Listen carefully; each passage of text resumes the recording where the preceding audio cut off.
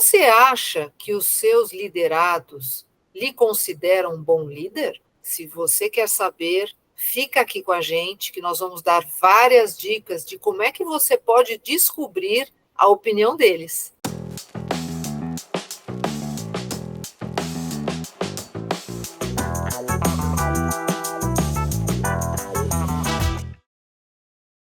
Quem nos inspirou essa semana, ou nos inspirou mais uma vez, é a Vicky Bloch. Ela publicou a coluna dela no jornal Valor, e o título da coluna é Aprenda a Fazer as Perguntas Certas. Ela publicou isso na semana passada. Você que está nos assistindo, qual é o seu estilo de liderança? O que sua equipe pensa de você? Que resultados você está obtendo com a sua equipe? Na verdade, o líder de hoje ele tem muito desafio. Comunicação e fazer com que a equipe produza, né? Tem energia para gerar ideias novas, tem a capacidade de identificar os problemas. É um desafio, né? Geralmente, quando as pessoas se reúnem, quem não tem esse costume, quem não tem a prática, né, pode se enrolar numa reunião. Pode, por exemplo, dominar o espaço verbal e fazer com que seja um monólogo. E monólogo, a não ser no teatro, né? Monólogo não é uma coisa muito, muito boa, né? Quando você vai no teatro, você está ao fim de ouvir um monólogo, né?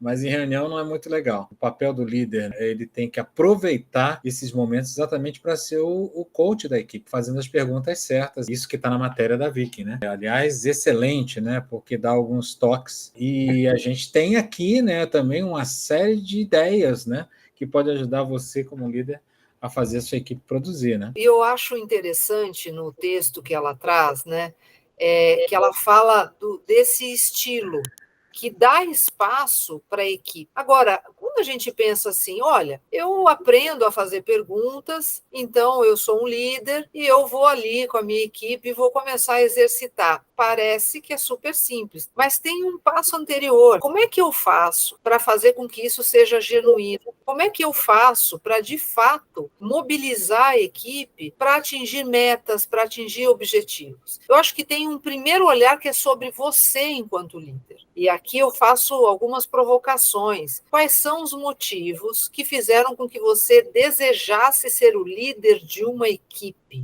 Por que é que isso é relevante para você? O que o move a querer que outros, né, que, enfim, às vezes até desconhecidos, você acabou de assumir uma equipe, que essas pessoas elas cresçam junto com você. E muitas vezes elas cresçam até mais do que você. O que te mobiliza, Sérgio, como líder? O que faz você querer ser líder? Isso é uma pergunta que merece uma reflexão, até porque muitas vezes aposto, gente, eu aposto, quem está assistindo a gente deve estar pensando, tem dias que você pergunta o que eu estou fazendo aqui, por que eu aceitei.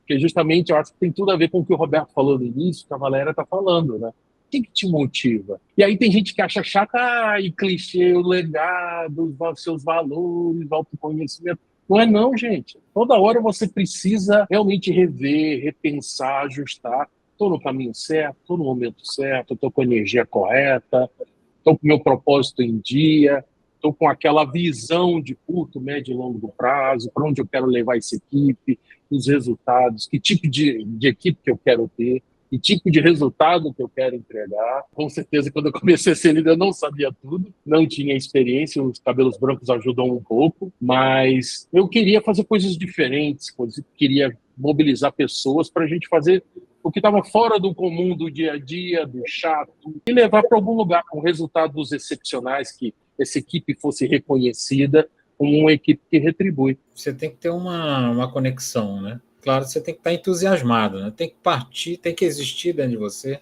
um entusiasmo, né, pelo fato de estar nessa função. Às vezes as pessoas acham isso um custo muito alto, né? Sofrem, né? Mas ser líder é uma coisa legal, uma coisa inspiradora. Eu me empolgava, né, quando eu vejo, né, nas pessoas que você está contribuindo para que uma coisa relevante seja realizada, entendeu? Ou um comportamento, né, mais adequado, ou um ajuste de percurso. Então, assim, quando você contribui para esse tipo de coisa e vê as coisas acontecerem, né, isso tem que te alimentar, né? Porque quando você vai e se reúne com as pessoas, aí que é o momento onde você consegue mostrar, e o que a Valéria perguntou no início do vídeo, né? Se a tua equipe te vê como um bom líder, ela vai te ver, ela vai ver você. Se você é um bom líder, quando você está totalmente conectado com a equipe, com o contexto, está entusiasmado, tem uma visão, sabe ser claro, se mostra, né, os caminhos, e você, mais do que tudo, você provoca as pessoas para elas serem contributivas, né? Você decidir ser líder de uma equipe é uma escolha. Talvez no passado, né, pessoal, a gente não tinha tantos caminhos como a gente tem hoje. Então, para você ascender na carreira, ou você assumia uma liderança de time, ou você, enfim, ficava no mesmo patamar, né, no mesmo ponto de carreira. Mas hoje não é assim, né? Hoje você pode, sim, ser contributivo numa organização exercendo uma função solo, uma função como consultor interno, como especialista, e até crescer e ser reconhecido, né, de várias maneiras e financeiramente. Existem caminhos. Agora, quando você está pleno numa determinada atividade, seja ela qual for, você sempre vai ser o melhor. E encontrar dentro de você os motivos que fazem com que você queira isto ou aquilo é a coisa mais importante. Para mim, a motivação sempre foi realizar, fazer. Essa é a minha motivação desde sempre. Eu fui aprendendo sobre mim mesma, né, para chegar nessa certeza absoluta. E eu tenho plena convicção que não dá para fazer ou atingir grandes objetivos e grandes realizações sozinha. Não tem como. Por mais que eu conheça, né, de determinados assuntos, a gente precisa de contribuições. Então, quando eu tenho um time trabalhando junto comigo, eu me sinto realizada, porque eu vou conseguir atingir os objetivos, porque todos vão contribuir. Agora, tem algumas dicas, né, de como é que a gente pode perceber se a gente está sendo um bom líder ou não. Vou dar uma diquinha muito simples, né? Começa a observar as reuniões que você faz. Quanto tempo você fala e quanto tempo as pessoas da sua equipe falam. Só faz essa mensuração durante um período, sei lá, uma semana, um mês, e aí você vê. Se você estiver falando mais do que uns 30% numa reunião, tem algo esquisito. A outra dica é o quanto você envolve no seu time, o quanto você coloca perguntas e questões e permite a participação das pessoas. Como é que você provoca? Como é que você traz os temas? Como é que você conduz, né? Trazer perguntas, como você falou, abertas, o porquê, o como, e incentivar e deixar que as ideias possam fluir. E aí, obviamente, depois transformar essas ideias em ação, porque também não adianta, né? Podia ser assim, quantas perguntas eu faço, até para você ter uma autorreflexão. Nessa reunião aqui, quantas perguntas eu fiz? Uma dica, eu acho que é importante ter um equilíbrio, né? Um equilíbrio entre a clareza do tema que está sendo discutido, a relevância e o contexto. Não adianta você falar sobre o tema, mas não tratar o que é relevante, ou seja, desequilibrar a conversa, ou se você está no contexto e você não é claro, né? Então as pessoas não sabem muito bem o que fazer. Então você tem que buscar o equilíbrio, né, de forma que quando você termine a reunião, tanto você quanto a sua equipe tem a exata noção de que isso aconteceu, né? Então o tema vai ser endereçado da melhor maneira. E tem algo também muito simples, né, que dá para você fazer e começar a entender como é que está sendo a sua dinâmica enquanto líder. Cada reunião, reserva 3 minutinhos, 4 minutinhos, e pergunta rapidamente para as pessoas o que ficou da reunião, como aquela reunião agregou para ela, como ela se sentiu. Uma palavra, 2 palavras. Você vai ter um feedback rápido, né, sobre como as pessoas se sentiram. Mas note bem, se a demora na resposta for grande, a pessoa está buscando o que ela pode falar para não ficar mal, já é um indicativo, é ou não é, Sérgio? Com certeza, tem total razão, né? Uma coisa que também às vezes eu fazia também era fazer um informal, um one-on-one depois da reunião, pedir feedback também, né? Para algumas pessoas, o que você achou, foi relevante, o que essa estrutura dessa reunião pode mudar. no sentido de permitir a participação, que a gente possa tomar decisões em colegiado, que é a palavra que a Vicky usa no artigo dela, né?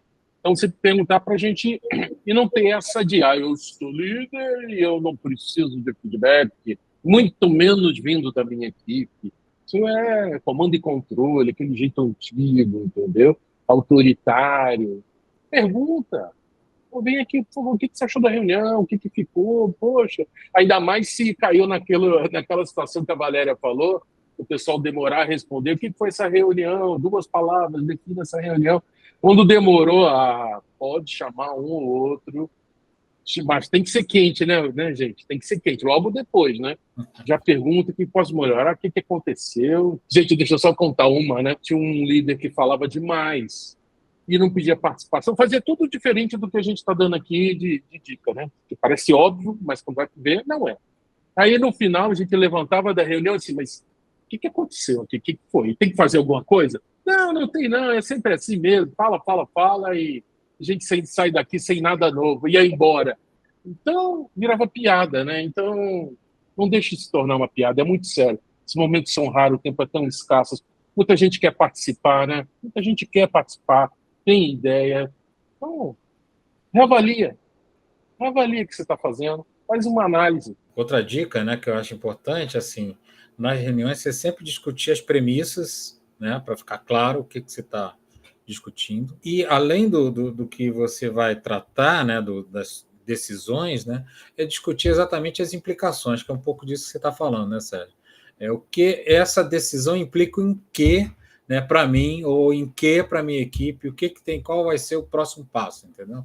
Então, isso é uma dificuldade que a gente percebe, né, nas lideranças, que deixa a discussão muito, muito aberta, né, e acaba saindo sem plano, né? Dá para ser sempre assim em todas as reuniões? Não, acho que não. Acho que, assim, o que a gente está trazendo aqui é um overview, né? E como sempre a gente traz, sem uma pretensão de sermos os únicos, né, conhecedores e com todas as definições. Mas o que a gente está trazendo é uma reflexão, até pegando uma carona, né, num texto que está provocando a gente, né? O quanto, de fato, você é um líder que inspira, né, que ouve.